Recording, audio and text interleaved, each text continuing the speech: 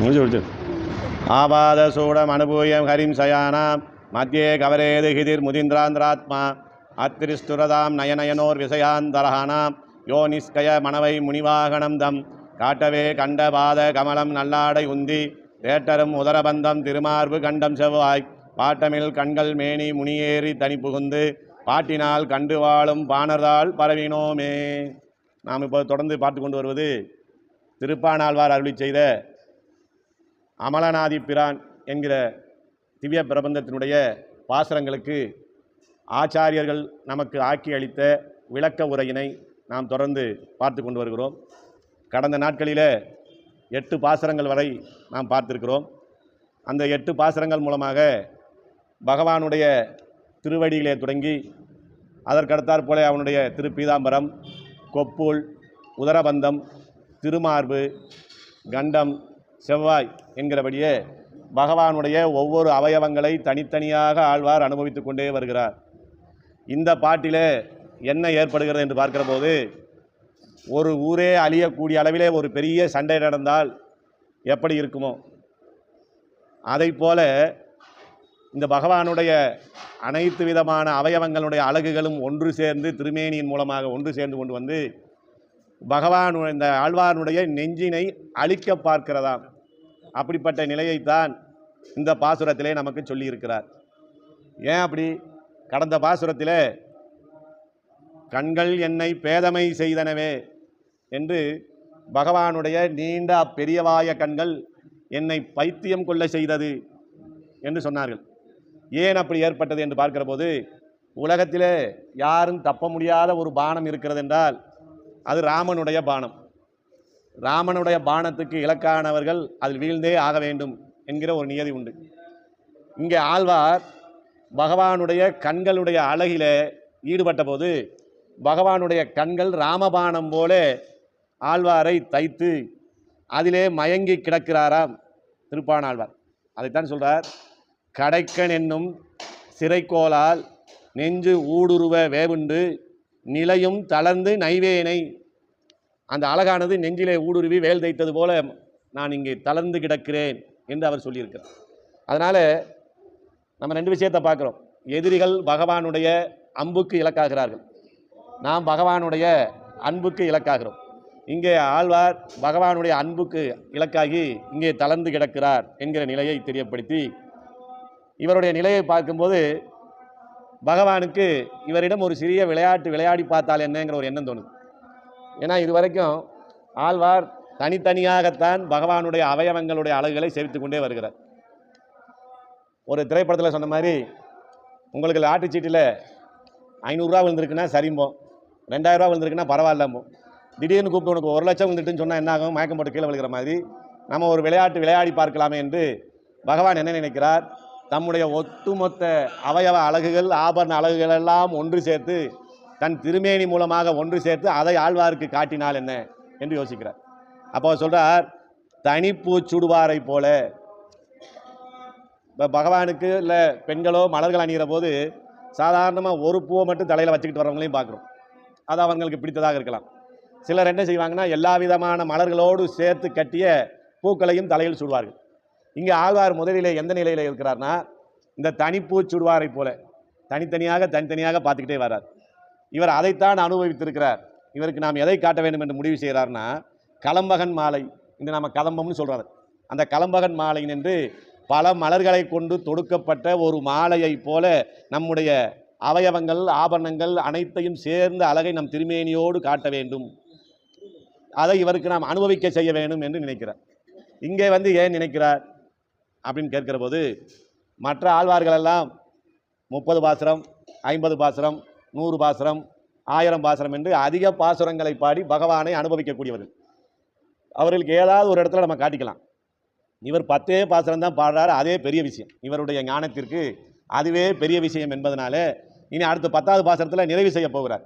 அதனால் இந்த 9வது பாசுரத்திலேயே இவருக்கு எல்லா அழகையும் தம்முடைய மொத்த சமுதாய சோபைன்னு சொல்கிறாங்க, அது மொத்த அழகினையும் சேர்த்து காட்டிவிட வேண்டும் என்று பகவான் முடிவு செய்கிறார். அது எப்படி இருக்குன்னா, ஆரம்பத்தில் பார்த்தோம், ஒரு ஊரே அழியக்கூடிய சண்டை போல என்று பார்க்கிறோம் இல்லையா?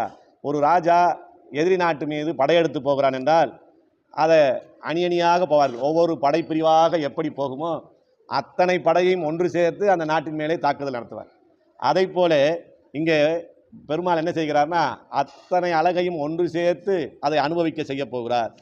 அப்படி செய்ததனாலே என்ன மாற்றம் ஆழ்வாரிடத்தில் ஏற்பட்டது என்று பார்க்கிற போது, மேல் விழுந்து தம்முடைய திருவுள்ளத்தை தன் பக்கல் இழுத்து கொள்ள. இதுவரைக்கும் நம்ம என்ன பார்த்துருக்கிறோம்? இவராக போய் பகவானை அனுபவிக்கலை, பகவான் தான் இவரை ஆழ்வாருக்கு அனுபவிக்க கொடுக்கிறார். அப்படி கொடுக்கிற போது மேல் விழுகிறது யாரு? பெருமாள். அப்படி மேல் விழுந்து தன் திருவுள்ளத்தை இழுத்து கொள்ள ஆழ்வார் என்ன சொல்றார்? தாம் அதிலே அகப்பட்டு நெஞ்சு அழிந்தபடின்னு. அனுபவிச்சுட்டு வந்துடலாம் தான் போனோம், ஆனால் புத்தியும் பேதலிச்சு போச்சு, இப்போ நெஞ்சும் அழிஞ்சு போச்சு. அப்படிங்கிற நிலையிலே ஆழ்வார் நிற்கிறார். இன்றைய பாசுரமானது ஆல மாமரத்தின் இலைமேல், ஆல மாமரத்தின் இலைமேல் ஒரு பாலகனாய் ஞாலம் ஏழும் உண்டான் அரங்கத்து அரவினனையான் கோலமா மணி ஆரமும் முத்து தாமமும் முடிவு இல்லது ஓரெழில் நீளமேனி ஐயோ நிலை கொண்டது என் நெஞ்சினையே என்று பகவானுடைய மொத்த வடிவழகையும் செவித்து அதில் நெஞ்சு அழிந்ததுனால சொன்னது வார்த்தை தடுமாறி ஐயோனர். இங்கே எங்கே ஐயோன் வருதுன்னா நம்ம சிக்கிக்கிட்டமே, நம்ம நெஞ்சே பறிபோகி விட்டதே, நம்மிடத்துல ஒன்றுமே இல்லையே என்கிற நிலையிலே நீளமேனி ஐயோ நிறை கொண்டது என் நெஞ்சினையே என்று சொல்லுகிறார். என்ன சொல்ல வருகிறார்? ஆலமா மரத்தின் நிலைமேல் ஒரு பாலகனாய் இருந்து பெருமாள் எனக்கு என்ன செய்தார், உங்களுக்கு என்ன செய்தார் என்கிற ஒரு கேள்வி இந்த ஊரிலே ஏற்படுகிறது. அதற்கு 5வது பாசுரத்திலே ஆழ்வார் விளக்கம் சொல்லுகிறார். என்ன சொல்றார்? பாரமாய பலவினை பற்று அறுத்து என்னை தன் வாரமாக்கி வைத்தார், வைத்ததன்றி என் உள் புகுந்தான் கோர மாதவம் செய்தனன்கொள் அறியேன் அரங்கத்தம்மான் திரு ஆர மார்பு அதன்றோ அடியேனை ஆட்கண்டதே என்று சொல்லி என்னிடத்தில் இருக்கிற சகலவிதமான பாவங்களையும் கர்ம வினைகளையும் நீக்கிவிட்டு என்னை சுத்தனாக்கி வைத்திருக்கிறான் என்று சொல்லுகிறார் 5வது பாசுரத்திலே. கடந்த பாசுரத்தில் என்ன சொன்னார்? பரியனாகி வந்த அவுணன் உடல் கீண்ட, தேகம் பெருத்து குணத்திலும் செருக்கேறி கிடந்த அவுணன் என்று சொல்லப்படக்கூடிய இரணியனை கையை பிடித்து கன்னத்திலே அடித்து முகத்தை உடைத்து மார்பை கிழித்தார்னு பார்த்தோம். அப்படி கிழித்து போட்டான். அவனை கிழித்தது போல என்னிடத்திலே உண்டான கர்மங்களுக்கு காரணமான அவித்தியை என்று சொல்லப்படக்கூடியது அஞ்ஞானம். அந்த அஞ்ஞானத்தை தமோரூபமான இரணியனை கிழித்து போட்டது போல என்னிடம் இருக்கக்கூடிய கர்ம வினைகளையும் கிழித்து போட்டார் என்று இவர் சொல்லுகிறார். பகவான் எனக்கு செய்த நன்மை இது என்று இவர் சொல்லுகிற போது அருகிலே இருக்கிறவங்க கேட்குறாங்க, நம்ம என்னதான் பெரிய பகவானை அனுபவிக்கக்கூடியவர்களாக இருந்தாலும் அதை பிறருக்கு நிரூபித்து காட்ட வேண்டிய கட்டாயம் இந்த உலகத்திலே இருக்குது. நாம் அனுபவிச்சதை நம்மளால் முழுசாக சொல்லவும் நமக்கு தெரியாது. எவ்வளவோ படிச்சுட்டு வந்தாலும் இங்கே சொல்லும்போது கொஞ்சம் தான் வரும். அதே போல் என்னாகும், நம்ம அனுபவிச்சிருப்போம், அந்த அனுபவம் தான் நமக்கு மகிழ்ச்சியை கொடுக்கும். அதை நம்மளால் வெளியே சொல்ல முடியாது, சொல்ல வேண்டிய அவசியமும் கிடையாது. ஆனால் இங்கே என்ன ஆகுது, ஆழ்வார்கிட்ட நிரூபகம் கேட்குறாங்க. அது எப்படிங்க உங்களுக்கு செஞ்சார், ஏன் எனக்கு செஞ்சுருக்கக்கூடாதா என்று ஆழ்வார் கேட்குற போது அவங்க சொல்கிறாங்க, அதுக்கு காரணமாக நீங்கள் அஞ்ஞானத்தில் இருந்தது உண்மை, உங்களிடம் இருந்ததையெல்லாம் இரணியனை கிழித்தது போல உங்களிடம் கர்மங்களை எல்லாம் கிழித்து விட்டான்னா அது நடக்கக்கூடிய வாய்ப்பு இங்கே இல்லையேன்னா. என்ன காரணம் சொல்கிறாங்க? 4 விஷயத்தை சொல்லுகிறார். இங்கே இருக்கக்கூடிய இந்த தேசம், இந்த காலம், இந்த தேகம், உங்களுடைய பிறப்பு, இந்த 4ஐ பார்க்கிற போது இப்படி ஒரு விஷயம் இங்கே நடந்திருப்பதற்கு வாய்ப்பே இல்லை என்று சொல்லுகிறார். ஏன் அப்படி, என்ன எதனால என்று பார்க்கிற போது, இந்த தேசம், இந்த பூலோகம் எப்படிப்பட்டது என்று தெரியுமா? இருள் தருமா ஞாலம். இங்கே பிறந்துட்டாலே நமக்கு இருளை தன்னை போல கொடுத்துரும், நம்மளாக தேட வேண்டியதில்லை, நம்ம இடத்துல அதுவாக ஏறிக்கொள்ளும். இங்கே பிறந்தும் அது தன்னை போல ஏறிக்கொள்ளாமல் இருந்தவர் யார்? நமக்கு நம்மாழ்வாரை தவிர யாருமே இல்லை. அப்படி தன்னை போல ஏறிக்கொள்ளும் பகவானே இங்கு அவதாரம் செய்து வந்தாலும் கூட அவரிடத்திலும் இந்த இருள் தருமா ஞாலம் சேர்ந்து கொள்ளும், அவனுக்கு இடையூறு செய்யும் என்று சொல்லப்பட்டிருக்கிறது. இந்த தேசத்திலே இந்த விஷயம் நடந்தது என்று தேசத்தை பற்றி குறைய சொல்கிறார். அதற்கடுத்து இந்த காலம் எப்படிப்பட்ட காலம்? நல்லதையே செய்துவிட்டு நான் நல்லதையே செய்தேன் என்று சொன்னாலும் நம்ப முடியாத நிலையிலே இருக்கக்கூடிய ஒரு காலம். அவர் நல்லதான் செஞ்சிருப்பாருங்கிற நம்பிக்கை இல்லாத காலம். இந்த காலத்திலே அது நடக்குமா என்று கேட்டால் என்ன சொல்கிறாங்க?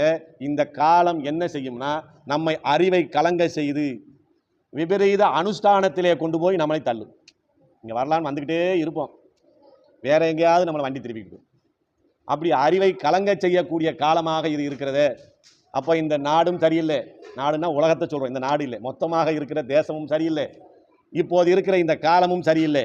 அதற்கு மேலே உங்களுடைய தேகத்தை பார்த்தால் அதுவும் சரியில்லை. ஏன்னா உங்கள் தேகம் என்ன செய்யும்னா சொரூபத்தை மறைத்து விபரீத ஞானத்தை பிறப்பிக்க செய்யும். நம்ம எது சரின்னு ஆச்சாரியர்கள் சொல்லியிருக்கிறார்களோ அதையெல்லாம் தவறு என்று நம்மளை சிந்திக்க செய்யக்கூடிய தேகத்தை நீங்கள் எடுத்து வந்திருக்கிறீர்கள். இந்த குறைபாடெல்லாம் உங்கள்கிட்ட இருக்கு. இது உங்ககிட்ட மாத்திரம் இல்லை, இந்த உலகத்தில் இருக்கிற எல்லாருக்கிட்ட இருக்கிற போது பகவான் எப்படி உங்களுக்கு நன்மையை செய்தார்? அது இந்த திருவரங்கத்திலே பள்ளி கொண்டிருக்கிற பெருமாள் உங்களுக்கான நன்மையை செய்தாரா? அதுக்கு ஒரு வழி சொல்லியிருக்கிறாங்க. என்ன சொல்லப்பட்டிருக்குன்னா, எப்படி செய்தால் இந்த கர்மங்கள் கழியும் அப்படின்னு சொல்லியிருக்காங்க. நீங்கள் சொல்கிற விதம் வேறு. பகவான் வந்தார், இறைநியை கிழிச்சு போட்டோமே, கிழிச்சு போட்டு போயிட்டார், இப்போ நான் சுத்தமாக இருக்கேன்னா நம்ப முடியாது. அது என்ன சொல்லப்பட்டிருக்கு? வேத ஞானம் உடையவர்களிடம் ஒன்று ஞானத்தை கற்று அதனாலே நம் கர்மத்தை போக்கிக் கொள்ளலாம். இல்லை வேதத்தை கற்ற பெரியவர்களிடத்தில் சென்று சிஷ்யனாக சேர்ந்து அவர்களுக்கு தொண்டு செய்து சிசுருசை செய்து அதன் மூலமாக அவரிடத்திலே இருந்து உபதேசம் பெற்று இந்த கர்ம வினைகளை போக்கலாம். இந்த ரெண்டு வழி தான் இந்த உலகத்தில் இருக்குது. இந்த ரெண்டுமே உங்களுக்கு நடக்காது. ஏன் நடக்காது என்று பார்க்கிற போது உங்களுடைய தேகமும் உங்களுடைய ஜென்மமும் அதற்கு இடம் தராது. ஏன்னா நீங்கள் அந்தணனாக பிறக்கவில்லை, அதனாலே உங்களுக்கு அந்த வாய்ப்பு இல்லை. ஆக இந்த தேசத்தினாலும் காலத்தினாலும் தேகத்தினாலும் பிறப்பினாலும் எந்த விதத்திலும் இந்த நன்மை உங்களுக்கு ஏற்பட்டிருக்க வாய்ப்பே இல்லையே. பிறகு நீங்கள் எப்படி இப்படி நடந்ததாக சொல்லுகிறீர்கள் என்று கேள்வி வைக்கிற போது அவர்களை பார்த்து ஆழ்வார் சொல்லுகிறார். அவன் மேலும் ஒரு கேள்வி கேட்குறாங்க. இதெல்லாம் கூட நடக்கலை, அர்ஜுனனுக்கு கீதோபனிஷத்தை உபதேசம் செய்த கண்ணன் போல கீதையை உபதேசம் செய்து 18 அத்தியாயங்களை உபதேசம் செய்து அதை அர்ஜுனன் கேட்டு அதனாலே தெளிந்து எனக்கு ஒரு குழப்பம் இல்லை என்று சொல்லக்கூடிய நிலை ஏற்பட்டதா? அப்படி பகவான் உங்களுக்கு உபதேசம் செய்தாரா அர்ஜுனனுக்கு யுத்த காலத்தில் செய்தது போலன்னா? அதுவும் இல்லை. அப்புறம் எப்படி இது இப்படி நடந்தது என்று கேட்கும்போது இவர் சொல்கிறார், நீங்கள் கேட்குற கேள்வியெல்லாம் நியாயந்தேன், நீங்கள் சொல்கிற எந்த தகுதியும் என்னிடத்திலே இல்லை, குறைந்தபட்சம் அர்ஜுனனாக கூட நான் இல்லை. ஆனால் எனக்கு நன்மை நடந்தது உண்மை. எப்படி நடந்ததுன்னா, இந்த பிரளய காலம் ஏற்படுகிற போது இந்த உலகத்துக்கு மிகப்பெரிய ஆபத்து ஒன்று, பிரளய காலம், எல்லா உலகத்தையும் ஜலம் மூடக்கூடிய ஒரு நிலை ஏற்படுகிற போது என்ன நடப்பார்னா, பகவான் சிறு குழந்தையாக வடிவெடுக்கிறார். எந்த அளவுக்கு சிறிய குழந்தையாக வடிவெடுக்கிறார்னா, ஆலமரத்து இலை எவ்வளோ இருக்கும்? அதிகபட்சம் நம்ம உள்ளங்கையை தாண்டி இருக்காது. அதில் தளிர் எந்த அளவில் இருக்கும்? இலையாவது கொஞ்சம் நம்ம கையாளத்துக்கு இருக்கும். ஆழம் தளிர் எவ்வளோ இருக்கும்? ஒரு ஜான் அளவில் இருந்தால் பெரிய விஷயம். அந்த அளவுக்கும் சிறிய அளவிலே ஒரு குழந்தையாக தன்னை வடிவமைத்து இந்த உலகம் அனைத்தையும் தான் உண்டு தன் வயிற்றுக்குள்ளே வைத்து கொண்டு ஆலன்று வேலை நீருளதோ விண்ணதோ மன்னதோ சோலை சூழ் குன்றெடுத்தாய் சொல்லு என்று சொல்லும்படி ஓர் ஆழ இளந்தளிலே கண் வளர்ந்து இவ்வுலகம் முழுவதையும் காத்த அகடித கடன சாமர்த்தியம் நிறைந்தவன் பரமாத்மா. எவ்வளோ பெரிய அண்டம், 14 லோகங்களை சேர்த்து அது எவ்வளோ பெருசாக இருக்கும். அதையெல்லாம் தன் சின்ன வடிவம் எடுத்து அதை தன் வாயாலை சாப்பிட்டு அதை தன் வயிற்றுக்குள்ளே வைத்துக்கொண்டு இந்த சின்ன ஆழந்தளிர் மேலே படுக்கக்கூடிய சாமர்த்தியம் உடையவனுக்கு இந்த தேசம் காலம் தேகம் ஜென்மம் இதையெல்லாம் பார்க்க வேண்டிய அவசியம் இருக்கா? இதையெல்லாம் தள்ளிவிட்டு விட்டு என்னுடைய தாழ்ச்சியையே ஒரு உயர்வாக பிடித்து எனக்கு வேண்டிய நன்மையை செய்து என்னிடம் இருக்கக்கூடிய விரோதிகள் அனைத்தையும் போக்கினான், எனக்கு ஞானத்தை பிறப்பித்தான். இதுதான் உண்மை. இதுக்கு மேலே நீங்கள் நம்புனா நம்புங்க, நம்பாட்டி போங்க அப்படிங்கிற அளவுக்கு ஆழ்வார் சொல்லுகிறார். அப்படி ஆலமா மரத்தின் இலைமே, அந்த ஆலமா மரம் சொல்லக்கூடிய ஆலமரத்தினுடைய இளந்தளிரிலே அங்கே இருக்கிறானே. அப்போது கண்ணன் அவ்வளவு சிறியவனா? உடனே நமக்கு அந்த எண்ணம் வந்துடும். ஒரு உதாரணத்துக்கு நம்ம சொன்னோம்னா நம்ம சிந்தனை எங்கே போகணும்னா, அந்த சொல்லக்கூடக்கூடிய முக்கிய கருத்துக்கு நம்ம சிந்தனை வராது. அதை விட்டுட்டு எங்கே போகும்? அவ்வளவு சின்ன ஆளா கண்ணன் அப்படின்னு கேட்குற எண்ணம் வந்துடும். ஓ, அதனால தான் ஆயர்பாடியில் போய் பிறந்தான் போல இருக்கு, யசோதையெல்லாம் தொட்டு வளர்க்கக்கூடிய அளவிலே யசோதையெல்லாம் கட்டி போடக்கூடிய அளவிலே அவன் இருந்தான் போல இருக்குது. நம்ம சிந்தனை பூரா எங்கே போயிடும்? விபரீத ஞானமாக இப்படி யோசனைக்கு போயிடும். இவ்வளவு இறங்கி வந்து நம்மை காப்பாற்றினான்னு சிந்தனை நமக்கு அங்கே வராது. அதை தான் இங்கே சொல்கிறார். அப்படி சின்ன வடிவனாக வந்தேன்னு சொன்னதுனால அவனை சிறியவனாக நினைத்து விடாதீர்கள். யசோதை பாலகன் முற்ற அறிவினன், எல்லாவற்றையும் அறிந்தவனாக இருக்கக்கூடியவன், ஆனால் தன்னை சுருக்கி கொண்டு வந்து இங்கே இருக்கிறான் அப்படின்னு இங்கே சொல்கிறார். அதான் ஆழமா மரத்தின் நிலை மேல் அவனுடைய அந்த பாலகத்தன்மையை மேலும் விரித்து சொல்கிறார். என்ன செய்தான்? ஞாலம் ஏழும் உண்டான். எப்படி இந்த உலகத்தையெல்லாம் அவன் உண்டான்? ஒரு சிறு குழந்தை எதை சாப்பிடணும் எதை சாப்பிடக்கூடாதுன்னு தெரியாத வயதில் உள்ள ஒரு சிறு குழந்தை. ஏன்னா அவர் அப்படித்தானே இருக்கிறார். அந்த குழந்தைக்கு முன்னால் இந்த 7 உலகங்கள், 7 கடல், 7 மலை இதெல்லாம் அப்படி கிடக்கு. அவருக்கு அதை பார்க்கிற போது இது சாப்பிட்ற பொருள் மாதிரி தெரியலாம். இதை சாப்பிடலாமா கூடாதான்னு தெரியாமல் என்ன செய்தான், அதை பூரா எடுத்து எடுத்து எடுத்து எடுத்து தன் வாயிலே போட்டு தன் வயிற்றுக்குள்ளே கொண்டு போய் வைத்து கொண்டான். வைத்துக்கொண்டு என்ன செய்தான், சின்ன ஆலந்தளிரிலே போய் படுத்து கொண்டான். இப்படி செய்த அந்த பெருமாள்னால தேச கால தேக ஜென்மங்களால் உண்டான இழிவை பாராமல் எனக்கு ஞானத்தை உண்டாக்க முடியாதா? என்னிடத்தில் இருக்கக்கூடிய அஞ்ஞானத்தை நான் போக்க வேண்டும் என்று நினைத்தால் அது அரிது. நம்மளை நம்ம காப்பாற்ற முடியுமா? நான் ஊரெல்லாம் போயிட்டேன், எல்லா புண்ணிய தீர்த்தமும் ஆடிட்டேன், பார்க்காத பெருமாள் இல்லை, போகாத சாங்கியம் செய்யாத சாங்கியம் இல்லை அப்படின்னு நம்ம நினச்சா நம்ம நடக்குமா? அவன் நினைத்தால் நடக்கும். நம்ம எங்கேயும் ஓடி தேடி அலைய வேண்டியதில்லை. அவனே நமக்கு எல்லாம் தீர்த்து வைப்பான். ஆனால் தான் தேச கால தேக ஜன்மங்களால் உண்டான குறைகளை பாராமல் எனக்கு வேண்டிய நன்மையை செய்தான். பிரளய காலத்திற்கு இந்த உலகத்துக்கு செய்த நன்மையைப் போல எனக்கும் அவன் நன்மையை செய்தான் அப்படின்னு சொல்கிறார். அப்படிப்பட்ட அந்த பெருமாள் இப்போ எங்கே இருக்கிறார்? நீங்கள் சொல்கிறதெல்லாம் எங்களுக்கு ஆச்சரியமாக இருக்குது சாமி. கேட்குறவங்க சொல்கிறாங்க திருப்பானாழ்வார்ட்ட, புதுசு புதுசாக சொல்கிறீங்களே, இப்படியெல்லாம் கூட நடக்குமா? நாங்கள் கேள்விப்பட்ட சாஸ்திர விஷயங்கள் எல்லாம் வேறு, நீங்கள் சொல்லக்கூடிய விஷயங்கள் எல்லாம் வேறாக இருக்கிறதே. அப்படிப்பட்ட பெருமாள் எங்கே இருக்கிறார்? எங்களுக்கும் கொஞ்சம் சொல்லுங்களேன் அப்படின்னு கேட்குற போது அவர் சொல்கிறார், அரங்கத்து அரவின் அணையான். அந்த பிரளயத்திலிருந்து உலகத்தை காப்பதற்காக சின்ன உருவமாக எடுத்து தன் வயிற்றுக்குள்ளே உலகத்தை வைத்து ஆலந்தளியிலே படுத்து கொண்டிருந்தான். அந்த பெருமாள் இப்போ எங்கே இருக்கிறான்னா அரங்கத்து ஸ்ரீரங்கத்திலே இருக்கிறான். அங்கே எப்படி இருக்கிறான்? அரங்கத்து அரவின் அணையான் அப்படின்னு. இந்த ஸ்ரீரங்கத்தில் பெருமாள் பள்ளி கொண்டிருப்பதற்கும் ஆளி நிலையிலே பள்ளி கொண்டிருக்கிறதுக்கும் என்ன வித்தியாசம்? இதில் எது ஏற்றம் பார்க்க? நேற்று என்ன பார்த்தோம்? பெரிய பெருமாள் உயர்ந்தவரா இல்லை நரசிம்மமாக வந்த பெருமாள் உயர்ந்தவரான்னு பார்க்குற போது நம்ம என்னன்னு முடிவு சொன்னார்? நமக்கு பெரிய பெருமாள் தான் உயர்ந்தவன் சொன்னார். இங்கே முதல்ல விரிவாக சொல்கிறார், இப்படியெல்லாம் இந்த உலகத்தை உண்டு என்னை காப்பது ஒரு பெரிய விஷயமா என்று என்னை காத்திருக்கிறான் என்று சொன்னவர், அப்படிப்பட்ட பெருமாள் எங்கே இருக்கிறான்னு சொல்லும்போது அவருக்கான பெருமாள் எது? பெரிய பெருமாள். அப்போ அவரை பற்றி இங்கே சொல்கிறார். அவர் எங்கே இருக்கிறான்னா அரங்கத்து.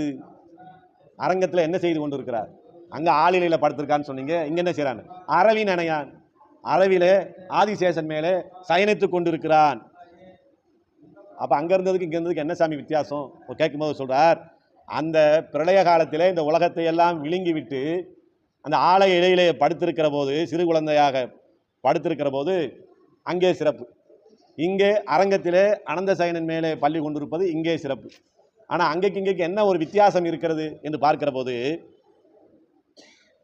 சின்ன குழந்தையாக இருக்கிறான், ஒரு ஜானில் இலை, அதுக்குள்ளே ஒரு உருவம் இருக்கணும்னா அது எவ்வளோ பெரிய உருவமாக, எவ்வளோ சிறிய உருவமாக இருக்கும். அதுக்குள்ளே இந்த உலகத்தையே போய் வைத்திருக்கிறானே. அப்படி அவன் சாப்பிட்ட இந்த உலகமெல்லாம் ஜீரணமாகாவிட்டால் அவனுக்கு பாதிக்குமே. இதை யாராவது நினைச்சாங்களா? அப்படி ஒரு குறை அங்கே இருக்கிறது. இந்த உலகம்ங்கிற அண்டத்தை அவன் தூக்கி சாப்பிட்டானே, இந்த சாப்பிட்ட பொருளுடைய அளவு அவன் வயிறை விட பெரியதாக இருக்கிறது. அதனால் வயிறு உப்பி வீங்கி கிடக்குமோ அப்படிங்கிற ஒரு நிலை அங்கே இருந்தது. இந்த ஆலந்தளிரிலே இடம் வலமாக புரண்டு படுத்தால் அப்படியே தடுமாறி தண்ணிக்குள்ளே கடலுக்குள்ளே விழுந்துருவாங்கிற ஆபத்தெல்லாம் அங்கே இருந்தது. சாப்பிட்டது ஜீரணமாகுமான்னு தெரியாது, சாப்பிட்ட பொருள்னால் வயிறு வீங்கிக்கிருமான்னு தெரியாது. அப்படி இப்படின்னு லேசாக அசதியில் புரண்டு படுக்கலாம்னா கீழே நம்ம சமயத்தில் ட்ரெயினில் பெருத்தில் மேலே படுத்துட்டு போனால் என்ன ஆகும்?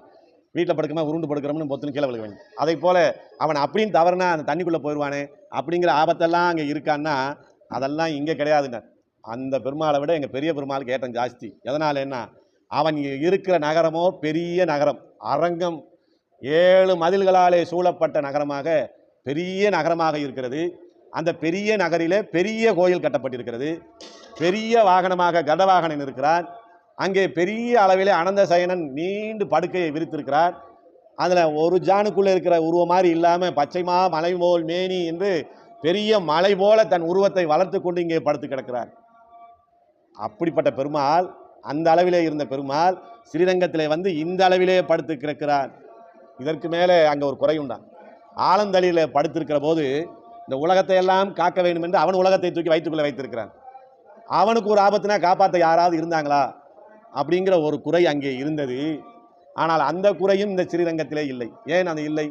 இங்கே ஆதிசேஷன் இந்த உலகத்தை எல்லாம் ரட்சிக்கக்கூடிய ஒரு சிந்தாமணியை உமிழ்ந்து விட்டு, இங்கெல்லாம் சொல்லுவாங்க, ஒரு பெரிய நாகப்பாம்பு இருந்துச்சுன்னா அது ஆயுள் காலத்தில் யாரையும் தீண்டாமல் இருந்தால் அது குறுகி அது வாய்க்குள்ளேருந்து ரத்தனத்தை கக்கிட்டு இறதை அடிட்டு திருப்பி முழுங்கிட்டு போயிடும். அது உண்மையாக பொய்யா நமக்கு தெரியாது. ஆனால் இங்கே என்ன சொல்கிறாங்க, அப்படி விலை உயர்ந்த சிந்தாமணியை உமிழ்ந்து விட்டு, அந்த சிந்தாமணி யார்? பெருமாள். அதை காவல் காத்து கொண்டே இருக்கிறாராம். எப்படி? ஒரு பெரிய அழகிய பெட்டியிலே வைத்து இது யாரையும் தூக்கி கொண்டு போய்விடக்கூடாது என்கிற நிலையில் எப்படி காவல் காப்பார்களோ அதை போல இந்த ஆதிசேஷன் என்ன செய்கிறான்னா, பணா மண்டலங்களாலே இந்த பெருமாளுக்கு எதுவும் ஆபத்து வந்து விடுமோ என்று தன்னுடைய 1000 தலைகளினாலே அவனை மறைத்து கொண்டு நிற்கிற போதும் தன்னுடைய மூச்சினாலே விஷ அக்கினியை கக்கி கொண்டு இருக்கிறான். அந்த நேரத்தில் நம்ம பார்த்தோம், திருமையத்தில் போய் பார்த்தோம்னா இந்த ஒரு நிலையோடைய பெருமாள் இருப்பார். அவர் மூச்சிலிருந்து அக்கினி வெளியே வரும், அந்த அசுரர்கள்லாம் ஓடுவார்கள். இந்த நிலையிலேயே நம்ம பெருமாளை சேவிக்கலாம், உள்ள நுழைஞ்சு பக்கத்தில். அப்படி இங்கே ஆனந்தன் இங்கே காத்து கொண்டிருக்கிறான். அங்கே பாதுகாப்பு இல்லை, இங்கே பாதுகாப்பு இருக்கிறது பெரிய பெருமாளுக்கு. அந்த பிரளயத்துக்கும் இப்போ நம்ம இருக்கிறதுக்கும் என்ன சாமி ஒத்துமை? அதை இதையும் ஒப்பிட்டு சொல்கிறீங்களே. அப்போ பிரளயம் வந்தபோது உலகத்துக்கு மிகப்பெரிய ஆபத்து ஏற்பட்டது. இப்போ நம்ம என்ன பிரளயத்தில் இருக்கோம்? நீங்கள்லாம் நல்லா தானே பேசிக்கிட்டு இருக்கோம், பசிச்சா சாப்பிட்றோம், தூக்கம் வந்தால் தூங்குறோம், வேர்த்தா குளிக்கிறோம். இப்போ நம்ம பெரிய நம்ம ஆபத்தில் இருக்கிற மாதிரியே பேசுகிறீங்களே அப்படின்னு ஆழ்வார்ட்ட கேட்குற போது என்ன சொல்கிறாரு? அதாவது பிரளயம் அது அவாந்திர பிரளயமா? அது எப்படிப்பட்ட பிரளயம் சொல்கிறாங்கன்னா அவாந்திர பிரளயம். இங்கே இப்போ நம்ம இருக்கிற சம்சாரம் என்னன்னா மகா பிரளயமா. ரெண்டுக்கு என்ன வித்தியாசம் என்று சொல்லுகிற போது, இந்த அவாந்திர பிரளயம்ங்கிறது ஒரு பகல் பொழுதை பிரம்மா முடித்து விட்டு இரவு படுக்க போகிறார் இல்லையா, அந்த இரவு படுக்கிற போது அழிந்து காலையிலே உருவாகிவிடும். அங்கே அவ்வளோதான், ராத்திரிக்கு மட்டும்தான் அழியும். நமக்கு எவ்வளவு நாள் ஆகும் அப்படின்னா, ஒரு சதுரயுகத்துக்கு நீங்கள் சொல்கிற கணக்கு 1000 சதுரயுகத்துக்கு 432 கோடி வருடங்கள் ஆகும். அந்த ஒரு பகல் பொழுது, அந்த ஒரு ராத்திரி பொழுது. அப்படி அவாந்திர பிரளயத்தில் எது எது அழியும் என்று போனால் 7 லோகத்தில் பூலோகம், புவர்லோகம், சுவர்லோகம் மட்டும்தான் அழியும். மற்ற 4 லோகங்கள் இருக்கும். இந்த 3 லோகத்திலே இருக்கக்கூடிய உயிர்கள் அனைத்தும் அழிந்துவிடும். ராத்திரிக்கு அழிஞ்சிட்டு காலையில் உருவாயிடும். அதான் சொல்கிறாங்க இல்லையா, அத்தூபம் தரா நிற்கவோர் அங்கோர் மாயையினால். எவ்வளோ வேகமாக வந்து கிருஷ்ணாவதாரம் செஞ்சுட்டு போனார்னா, அங்கே தேவர்கள் எல்லாம் பகவானுக்கு தூபம் காட்டினாங்களாம், சாம்பிராணி புகை காட்டி. அந்த புகையை காட்டி புகை போய் விலகிற நேரத்துக்குள்ளே வந்து இங்கே கிருஷ்ணாவதாரம் முடிச்சுட்டு திருப்பி போயிட்டாருன்னு சொல்லுவாங்க. அப்போ இங்கேக்கு அங்கேக்கு நாள் எவ்வளோ வித்தியாசப்படுதுன்னு பாருங்க. அப்படிப்பட்ட நிலையில் இந்த அவாந்திர பிரளயத்தில் வந்ததை காப்பதற்கு பகவான் சின்ன அவதார உருவம் எடுத்து தூக்கி சாப்பிட்டு வாயில் வைத்துக் கொள்கிறார். இந்த சம்சாரத்தில் இருக்கிற நம்ம எப்படி தெரியுமா, மகா பிரளயமா. மகா பிரளயங்கிற போது 14 லோகங்கள் அழிந்துவிடும். அது எப்போ சாமி ஏற்படும்னா, பிரம்மாவுக்கு 100 வயது முடிகிற போது ஏற்படும். அப்போ நம்ம இங்கே வருஷத்துக்கு 432 ஒரு நாளைக்குன்னா அது கோடினா அது எத்தனை நம்ம பெருக்கி பார்த்தா கணக்கு வரமாட்டேங்குது. அது சொல்லவும் முடியலை, அது கால்குலேட்டரை இடிச்சுக்கிறது. ஆக அந்த மகா பிரளயம் வந்தால் என்ன ஆபத்து ஏற்படுமோ அது போன்ற ஆபத்திலே நாம் இங்கே இருக்கிறோம் இப்போ. ஆனால் ஆபத்தினுடைய தன்மை நமக்கு தெரியல. இந்த ஆபத்து பழகி போச்சு. நமக்கு சிறைக்கு போய் வந்தவனுக்கு சிறை புதுசாக தெரியாது. சிறை பழகிடும். கேட்டால் என்ன சொல்லிடுவாங்க, அவரை சிறை பறவை, போவார் வருவார், அவருக்கு சர்வ சாதாரணமுங்க. அதனால அது மாதிரி நம்ம இப்போ எப்படி ஆகிட்டோம்னா, இங்கே வந்து இது சிறைன்னு தெரியாமல் இங்கே இருந்து சிறைப்பறவை ஆகிட்டோம். அதனால் இந்த ஆபத்து நமக்கு தெரியலை. யாருக்கு தெரியுது? திருப்பாணாழ்வாருக்கு தெரியுது. ஓ, நம்ம இந்த பெருமாளை சேவித்த பிறகு நம்ம எவ்வளோ பெரிய ஆபத்தில் இருந்து தப்பி இருக்கிறோம் என்று நமக்கு தெரிகிறது. ஆனால் பில்லுன்னவங்களுக்கு நம்ம சொல்லிவிட்டு போகணுமே என்று சொல்லி என்ன சொல்கிறார், நான் அந்த ஆலந்தளியில் அவன் படுத்திருந்தது அவாந்திர பிரளயம். இப்போ நீங்கள் இங்கே இருக்கிற ஆபத்து மகா பிரளயத்துக்கு சமமான ஆபத்திலே நீங்கள் இருக்கிறீர்கள். அதனால் அந்த நிலையிலே இருந்து உங்களை காப்பதற்காக இங்கே திருவரங்கத்திலே பெரிய பெருமாளாக அவன் இருக்கிறான் அப்படின்னு சொல்கிறார். அந்த அவாந்திர பிரளயத்திலே அகப்பட்டவர்களை தூக்கி தன் வயிற்றிலே வைத்து ரட்சிக்கிறான். இங்கே நம்மளை தூக்கி வயிற்றுக்குள்ளே வச்சுக்கிறாரா? ஒரு சந்தேகம் வந்துருக்கு. அவரை தூக்கி வயிற்றுக்குள்ளே வச்சான்னு சொல்கிறீங்களே, நம்மளை தூக்கி எங்கே சாமி வைப்பார்னா, அவர் நம்மை திருத்துவது அழகை காட்டி, அங்கே பள்ளி கொண்டு இருக்கக்கூடிய அந்த அழகை காட்டி இந்த ஆபத்தில் இருந்து நம்மளை விடுவிக்கிறார். இதை நாம் நம்பணும். எதுக்கு ஸ்ரீரங்கத்துக்கு போனோம்னா பெரிய வடை போடுவாங்க, பெரிய முறுக்கு போடுவாங்க, பெரிய அப்பம் போடுவாங்க, அதை வாங்கி சாப்பிட போனேன்னு சொல்லிடக்கூடாது. அதில் திருச்சியிலெல்லாம் ஒன்று செய்கிறாங்க, நேராக கடன்னு சண்டைக்குள்ளே போகிறாங்க, சக்கரத்தால் வர 17 சுற்றிட்டு அப்படியே வெளியே போயிடுறாங்க. என்னன்னா ஜோசியக்கார் அவ்வளோதான் சொன்னார், இதை சுற்றினா போதும்னு சொன்னார். உள்ளே உலகத்தை எல்லாம் படைத்து காத்து ரசிக்கக்கூடிய ஒருத்தன் இருக்கிறானுங்கிறத மறந்துடுறாங்க. அப்போ பெருமாளை போய் நாம் சேவிக்கிற போது இனிமேல் எந்த எண்ணத்தோடு சேவிக்கணும்? நம்ம மகா பிரளயங்கிற ஆபத்திலே சிக்கி கிடக்கிறோம். இங்கே நம்மளை தூக்கி அவர் வயிற்றில் வைக்க வேண்டிய அவசியமெல்லாம் இல்லை. அவருடைய அழகை நமக்கு காண்பித்து அனுபவிக்க கொடுத்தாலே போதும். அதனாலே நம்ம ஆபத்து நீங்கிவிடும். அதை போல என்னுடைய ஆபத்தை நீக்கியவனாக இந்த அரங்கத்திலே அரவினனை மேலே பள்ளி கொண்டிருக்கிறான். எப்படிங்க படுத்திருக்கிறாரு? ராமாவதாரம் மாதிரி சும்மா காசாயம் முடித்து படுத்திருக்கிறாரா? தவக்கோலத்தில் இருக்கிறாரான்னு கேட்டால், ஏன்னா அந்த நிலை இருக்கு இல்லையா, அப்போ போய் யாராவது கேட்க போக அவர் சீதா பிராட்டியை புரிஞ்ச வருத்தத்தில் கேட்குறவங்களுக்கு தப்பாக ஏதாவது கொடுத்துருவாரு. அந்த மாதிரி ஏதாவது நிலையில் இங்கே பெருமாள் இருப்பாரா அப்படின்னு பார்த்தா இங்கே அந்த பதட்டமெல்லாம் ஒன்றுமே இல்லை. நம்மை ரட்சிக்க வேணுங்கிற ஒரே நோக்கத்தோடு வந்து இருப்பதனாலே அவர் சிந்தனைகள் வேறு பக்கமெல்லாம் போகவில்லை. நம்மீதே கவனமாக இருக்கிறார் என்று சொல்லி கோல மாமணி ஆரமும் ஸ்ரீ கௌஸ்துபம் என்று சொல்லப்படக்கூடிய விலை உயர்ந்த பெருவிலையான அந்த ஆபரணங்களை தன்னகத்தை அணிந்து கொண்டிருக்கிறான். முத்து தாமமும். இப்போதான் நம்ம சிங்கள நகை போட்டு பழகிருக்கோம் ஒரே லைனில். அதுதான் இன்றைக்கி நடைமுறையில் இருக்கிற அழகுன்னு சொல்கிறாங்க. முந்தி என்ன செய்வாங்க, வடமாக போட்டிருப்பாங்க. 3 வடம் 5 வடம் 7 வட சங்கிலி அப்படின்லாம் போடுவாங்க இல்லையா? அதை போல பெருமாள் முத்தாலை செய்யப்பட்ட ஆபரணங்களை 3 வடம் 5 வடம் 7 வடம் என்கிற நிலையிலே தன்னகத்தே முத்து தாமமும். ஏன் முத்துல அணிஞ்சிருக்காருன்னா அதுதான் மென்மையாக இருக்கும், அதுதான் அவனுக்கு குளிர்ச்சியை கொடுக்கும். எப்பயுமே அவர் ரொம்ப அமைதியானவர், அவர் கோபம் நிறையா வராது. சில நேரங்களில் தான் நம்ம பார்த்துருக்கோம் நம்ம விஷயங்கள். அதே மாதிரி அவனை குளிர்விப்பதற்காக முத்து தாமமும் இந்த அலங்காரங்களோ செய்யப்பட்ட நிலையில் முடிவு இல்லது ஓரெழில் நீலமேனின்னு. பெருமாளை இப்படி பார்க்க ஆரம்பித்தா இப்படி பார்த்து முடிக்க முடியலங்க. பெருமாளை பார்க்க முடியுமா? முழுசா பார்க்க சேவிக்க முடியாது நம்மளால். அதனால் அவர் என்ன சொல்கிறாரு, முடிவு இல்லது ஓரெழில். பகவானுடைய அழகு இவ்வளவுதான் என்று சொல்லி முடிக்க முடியாத அளவிலே அழகை உடையவன். முடிவு இல்லது ஓரெழில். இந்த அழகு அவனுக்கு எதனாலே கிடைத்ததுன்னா, இப்போ தானே சொன்னீங்க, கழுத்தில் வடவடமாக நகை அணிஞ்சிருக்கார், அலங்காரம் பண்ணியிருக்கிறார், அதுக்கு மேலே பட்டர் இருக்கிற பூவெல்லாம் மாலையை கட்டி போட்டிருக்கிறார், ஆண்டாள் கொடுத்த மாலை இருக்குது, அப்புறம் அழகா இல்லாமல் எப்படி இருப்பார்னா, இதையெல்லாம் விலக்கி விட்டு வெறுமேனியாக பார்த்தாலும் கூட அவன் நம்மளை ஈர்க்கக்கூடியவனாக இருக்கிறான். அதான் சொல்கிறார், முடிவு இல்லது ஓர் எழில் நீலமேனி. அந்த மேகம் போன்ற கடல் போன்ற நிறத்தை உடைய மேனி இந்த அலங்காரங்கள் எல்லாம் இல்லாமல் இருந்தாலும் கூட நம்மை வசீகரித்து நம்மிடம் இருக்கக்கூடிய கர்ம வினைகளை நீக்கி நம்ம இந்த சம்சார துன்பத்திலிருந்து நீக்கக்கூடியவதாக அது இருக்கிறது என்று சொல்லுகிறார். அதான் முடிவு இல்லது ஓரெழில் நீலமேனி. இந்த ஆபரணங்களாலும் இந்த அலங்காரங்களாலும் ஏற்பட்ட அழகு இல்லை, இயற்கையாகவே பகவான் அழகு. அதனால தான் கம்பர் கூட ராமாயணத்தில் பாடுகிற போது அவனுடைய ஆபரணங்களை எல்லாம் சொல்லலை. தோல் கண்டார் தோலே கண்டார், தாள் கண்டார் தாளே கண்டார். அங்கே போய் மாலையை கண்டார் மாலையே கண்டார், ஆபரணத்தை கண்டார் ஆபரணத்தையே கண்டார்னு அவர் சொல்லலை. பகவானுடைய வடிவழகு அந்த நீலமேனி இயற்கையாகவே அழகை உடையது. அதை எப்படி பார்த்தாலும் அழகாக இருக்கணும். அவன் படுத்துக்கிருந்தாலும் அழகாக இருக்கிறான், உட்காந்துருந்தாலும் அழகாக இருக்கிறான், நின்னாலும் அழகாக இருக்கிறான். இன்னொரு திவ்ய தேசத்தில் 4 நிலையும் சேர்ந்துருப்பார், திருநெல்வேலியில் நடந்து போனாலும் அழகாக இருக்கிறான். அப்படி அவனுடைய அழகை அனுபவித்து இந்த ஆழ்வார் மாதிரி அனுபவித்தார் யார் தெரியுமா? தசரதர். அவர் அரண்மனையில் உட்காந்துருப்பாரான், அரசவையில் உட்காந்துருப்பாரான். திடீர்னு ராமா இங்கே வான்னு வரான். சரி அப்பா கூப்பிட்டாரேன்னு அவர் பவ்யமாக அப்படி வருவாரான். வந்து சொல்லுங்கப்பா அப்படின்னா, ஒன்றும் இல்லை சும்மா தான் கூப்பிட்டேன் போன்னு வரான். அவர் போவாரான், அப்பையும் பார்த்துக்கிட்டே இருப்பாரான். அப்புறம் போன பிறகு திருப்பி ராமா இங்கே வான்னு வரான். அப்போ பக்கத்துக்கு ஏன் சாமி அவரை போட்டு இந்த தொந்தரவு பண்ணுறீங்க, வாண்டுறீங்க போன்றீங்க, கூப்பிட்டு ஏதாவது வேலை சொல்லுங்கன்னா, அவன் நடந்து வரக்கூடிய முன்னழகையும் அவன் நடந்து செல்லக்கூடிய பின்னழகையும் நான் அனுபவித்துக் கொண்டு இருக்கிறேன்னு. அதனால் உங்களுக்கு என்ன லாபம்? நான் அதை அனுபவிக்க நான் 25 வயசு இளைஞனாகவே மாறி விடுகிறேன்னு சொன்னார். அப்படி அவனுடைய மேனிக்கு அவ்வளவு அழகு இருக்கிறது. அதான் சொன்னாங்க, முடிவு இல்லது ஓரெழில் நீலமேனி. அந்த நீலமேனி இவரை என்ன செஞ்சது? உங்களுக்கு என்ன சாமி செஞ்சது? தசரதருக்கு வயசை குறைச்சி கொடுத்தது, உங்களுக்கு என்ன செய்ததுன்னு கேட்குற போது, நிறை கொண்டது என் நெஞ்சினையே, என் இதயம் முழுவதையும் நிறை கொண்டு தன் வசத்தில் எடுத்துக்கொண்டது. இப்போ நான் என் வசம் அல்லல். ஆண்டாள் சொன்ன மாதிரி என்ன சொல்கிறாரு, நான் என் வசத்தில் இல்லை. போன கண்ணழகை சேவிக்கிறப்பாது புத்தி தான் பேதளிச்சது, தப்பிச்சுக்கலாம், எப்படியா குற்றாலத்தில் போய் குளிச்சிடலாம், இல்லைன்னா ஸ்ரீரங்கத்து பக்கத்தில் அது என்ன கோயில் சன்னதி சாமி, இல்லை இந்த மனநிலை பாதிக்கப்பட்டவங்களுக்குலாம் செய்கிறாங்க, குணசீலமெல்லாம் போய் சரி பண்ணிடலான்னு பார்த்தோமே, இப்போ மொத்த அழகையும் காட்டி நம்ம இதயத்தையே எடுத்துக்கொண்டு போய்விட்டாரே. இதில் நம்ம இனிமேல் என்ன செய்கிறதுக்கு என்ன இருக்குது? அவனுக்கு விருப்பமானவற்றை அவனுடைய அழகை காட்டி அவனே எடுத்து சென்று விட்டான். அதனால் இப்போ என்ன சொல்கிறாரு, ஐயோங்கிற. நான் பாட்டுக்கு காவேரி ஆற்றினுடைய தென்கரையில் நின்று கோபுரத்தை பார்த்து 2 பாட்டு பாடிட்டு வீட்டுக்கு போய் நிம்மதியாக இருந்தேன். சும்மா இல்லாமல் லோகசாரங்க முனிவரை விட்டு தூக்கிட்டு வர சொல்லி நான் வடிவழகை காட்டி இப்போ நான் திருப்பி ஊருக்கோ வீட்டுக்கோ போக முடியாத ஒரு நிலையை ஏற்படுத்தி என்னை எல்லாம் இழந்து விட்டேன். என்னிடத்தில் இப்போ எதுவுமே இல்லைன்னு சொல்கிற இடத்துல தான் நீலமேனி நிறை கொண்டது என் நெஞ்சினையே ஐயோங்கிற. இன்னும் இழக்கிறதுக்கு என்கிட்ட ஒன்றுமே இல்லை. மாபலி சக்கரவர்த்தி மாதிரி ஆகிட்டார். 3வது அடிக்கு இடம் ஒன்றும் இல்லை, நீ பார்த்து முடிவு பண்ணிக்கன்னு சொன்ன மாதிரி இவர் ஐயோன்னு சொல்கிறாதான் சார். பச்சை சட்டையிட்டு தனக்குள்ளதை காட்டி எனக்குள்ளதை கொண்டான். அப்படி அலங்காரமாக வந்து அவனுக்குள்ளதெல்லாம் காட்டி என்ன செஞ்சான்னா, என்கிட்ட இருக்கிறதெல்லாம் எடுத்துகிட்டு போயிட்டான்.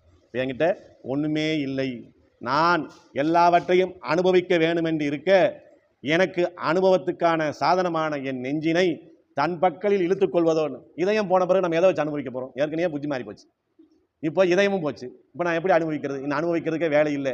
அதனால தான் அடுத்த பாசத்தை எங்கே வந்துட்டார், என் அமுதினை கண்டகன்கள் மற்றொன்றினை காணாவேன் முடிச்சுக்கிறார். ஆக இன்றைய தினத்திலே பகவானுடைய ஒட்டுமொத்த வடிவழகையும் சேவித்து அந்த திருமேனியினுடைய அழகிலே தன் நெஞ்சை இழந்த நிலையை ஆழ்வார் இந்த பாசுரத்திலே நமக்கு தெரிவித்திருக்கிறார் என்று சொல்லி நிறைவு செய்கிறேன். ஸ்ரீமதே ராமானுஜாயன்.